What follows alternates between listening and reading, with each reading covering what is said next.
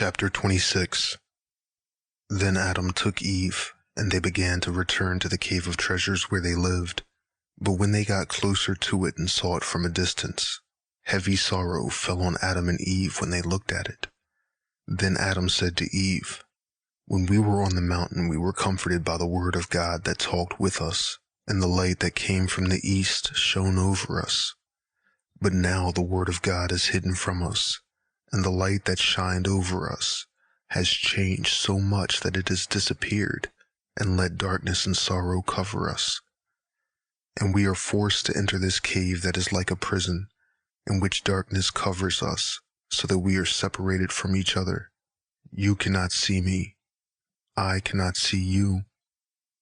When Adam had said these words, they cried and spread their hands before God, because they were full of sorrow.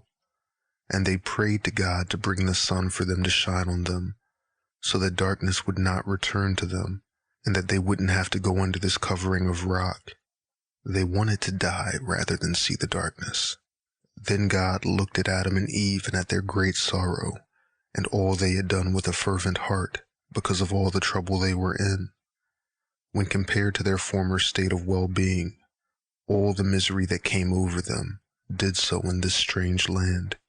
Therefore God was neither angry with them, nor impatient, but he was patient and long-suffering toward them, as toward the children he had created. Then the word of God came to Adam and said to him, "Adam, regarding the sun, if I were to take it and bring it to you, days, hours, years, and months would all stop, and the covenant I have made with you would never be fulfilled, and you would be deserted and stuck in a perpetual plague, and you would never be saved. Yes, rather, bear up long, and calm your soul while you live, night and day, until the fulfillment of the days and the time of my covenant is come. Then I shall come and save you, Adam. I do not wish for you to be afflicted, and when I look at all the good things that you lived in before, and why you came out of them, then I am willing to show you mercy, but I cannot alter the covenant that has gone out of my mouth. Otherwise I would have brought you back into the garden. However, when the covenant is fulfilled, then I will show you and your descendants mercy, and bring you into a land of gladness, where there is neither sorrow nor suffering, but abiding joy and gladness, and light that never fails, and praises that never cease, and a beautiful garden that shall never pass away." And God said again to Adam, "Be patient, and enter the cave, because of the darkness of which you were afraid shall only be 12 hours long.